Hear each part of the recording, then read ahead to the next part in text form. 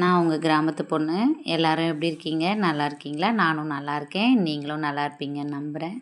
இன்றைக்கி வந்து அமாவாசை அப்படின்றதுனால மார்கழி மாதம் 4ஆம் நாள் அமாவாசை இன்றைக்கி. அதனால் நான் கோலம் போடலை. ஆனால் நான் பார்த்தேன், வீடியோவில் வந்து பார்த்தேன், நிறைய பேர் வந்து கோலம் போட்டிருந்தாங்க. அது வந்து இறந்தவங்களுக்காகவே நம்ம வந்து ஒதுக்கி வைக்கப்பட்ட நாள் அன்றைக்கி.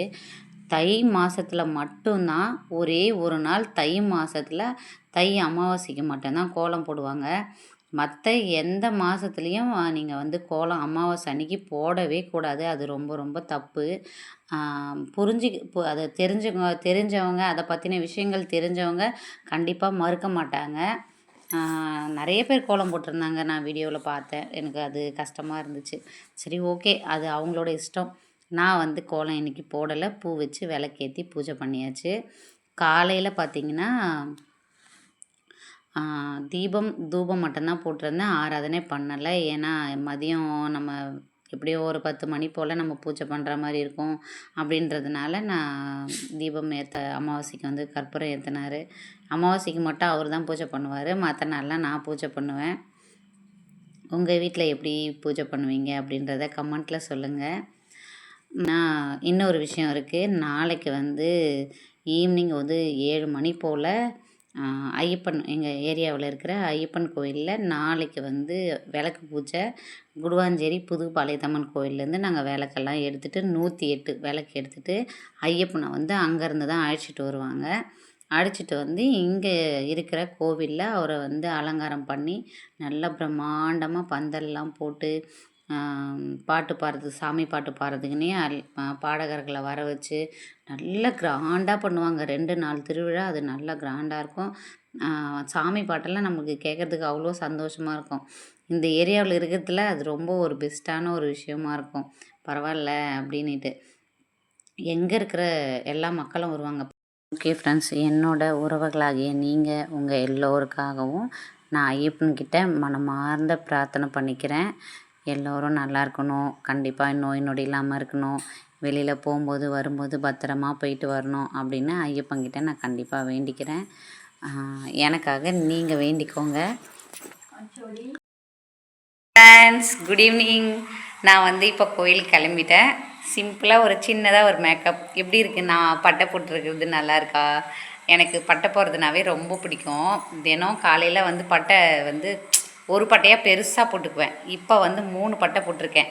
எப்படி இருக்குது? எனக்கு வந்து பட்டை நல்லா இருக்கா? பட்டை போட்டால் அழகாக இருக்கா அப்படின்னு கமெண்ட்டில் சொல்லுங்கள்.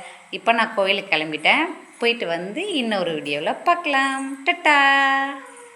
விளக்கு போட்டாச்சு. இப்போ என்னோடய சப்ஸ்கிரைபரை பார்க்கலாம். ஹாய் ஃப்ரெண்ட்ஸ், இவங்க வந்து பார்த்திங்கன்னா என்னோடய கஸ்டமர் இவங்க. அது இல்லாமல் இப்போதைக்கு என்னோடய சப்ஸ்கிரைபர். இந்த அம்மா வந்து இங்கே குடுவஞ்சேரியில் தான் இருக்காங்க. முன்னாடி நான் தண்ணி கேன் சப்ளை பண்ணிகிட்டு இருந்தேன். இப்போ அவங்க வெக்கேட் பண்ணி வேறு ஏரியா போயிட்டாங்க. இப்போ நாங்கள் சிவன் கோயிலில் மீட் பண்ணோம். அப்படியே ஒரு வீடியோவும் எடுத்தாச்சு. ஓகே ஃப்ரெண்ட், நீங்கள் தான் சொல்லணும்னு நினைக்கிறீங்களா? என்ன சொல்லணும்? நான் என்ன சொல்லணும், சப்ஸ்கிரைப் பண்ணி விடுங்க, எல்லோரும் கமெண்ட் பண்ணுங்கள், அவ்வளோதான். தண்ணி கேன் போடுறதுனால சுடிதார் தான் போட்டு ஆகணும். இல்லை, அழகாக இருக்குது மாடர்ன் ட்ரெஸ் எல்லாம் ரொம்ப. ஆமாம். ஹாய் ஃப்ரெண்ட்ஸ், கோயிலுக்கு போயிட்டு விளக்கெல்லாம் போட்டு சாமி தரிசனம் பண்ணியாச்சு. இப்போ வந்து பார்க்குக்கு வந்திருக்கோம். இங்கே பக்கத்துலேயே பார்க் இருக்குது, குளம் இருக்குது. அழகாக லைட்டெல்லாம் போட்டு அழகாக செம்மையாக இருக்கும். அப்படியே பார்த்தோன்னா இங்கேருந்து போகிறதுக்கே எனக்கு மனசே வராது நம்மளுக்கு. அந்த மாதிரியான ஒரு பார்க்கு. இங்கே பாருங்கள், இதுவும் நந்திவரம் சிவன் கோயில் பக்கத்துலேயே இருக்குது இந்த பார்க்கு. பக்கத்தில் யாராவது இருக்கீங்க அப்படின்னா கண்டிப்பாக இந்த பார்க்குக்கு வாங்க. ஈவினிங் டைமில் குழந்தைங்கள்லாம் கூட்டிகிட்டு இங்கேயே சின்ன சின்ன ஸ்நாக்ஸ்லாம் விற்கிறாங்க. சாப்பிட்டுட்டு சூப்பு, காளான் சூப் தான் நான் வாங்கியிருக்கேன். காளான் சூப்லாம் வாங்கி சாப்பிட்டுட்டு குழந்தைங்களோட நல்லா என்ஜாய் பண்ணிட்டு போகலாம். ஒரு 2 ஹவர்ஸ் என்ஜாய் பண்ணாலும் போதும். இங்கே பார்த்திங்கன்னா இந்த சுற்று வட்டாரம் பார்த்திங்கனாக்கா 1 கிலோமீட்டர் வரும் இதோட சுற்றி இருக்கிற இந்த இடம். என் பொண்ணு வந்துட்டு மார்னிங் இல்லை ஈவினிங் இந்த 2 டைமில் எப்போயாச்சும் ஒரு டைம் தான் வருவாள். வாக்கிங் போவாள். இப்போ அவன் வாக்கிங் போயிட்டு இருந்தா, நான் வந்து சாமி கும்பிட்டுட்டு வந்துட்டேன். 2 பேரும் காளான் சூப் போயிட்டு வந்திருக்கோம், சாப்பிட போகிறோம். ஓகே ஃப்ரெண்ட்ஸ், காளான் சூப்பு சாப்பிட்டாச்சு. இப்போ நாங்கள் வந்து வீட்டுக்கு கிளம்ப போகிறோம். வீட்டுக்கு கிளம்புறதுக்கு முன்னாடி ஒரு வீடியோ எடுக்கலாம் அப்படின்னு எடுத்திருந்தேன். அப்படியே பாருங்கள், லைட்டு வெளிச்சம்லாம் அவ்வளோ அழகாக சூப்பராக இருக்குது நைட் டைமில்.